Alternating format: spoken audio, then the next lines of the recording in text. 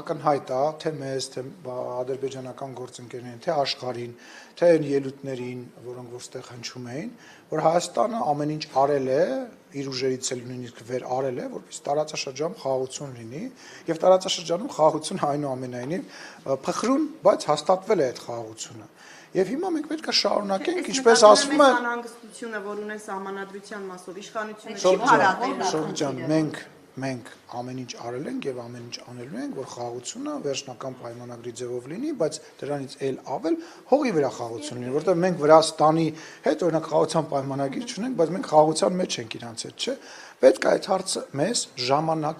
ժամանակապետ, որ Ղարաբաղի բնակիչները ինչ որ պայի, ինչ որ մարդ, որ ուզենա վերադառնա այնտեղ, որ մենք տեսակ անհավանական բան է, գրեթե 2 տարի է մենք իրար վրա այլևս չենք կրակում։ Սենց բան անկախությունից ի վեր չի եղել, հասկանում եք, ժամանակապետ, խնդրում եմ դա հասկացեք։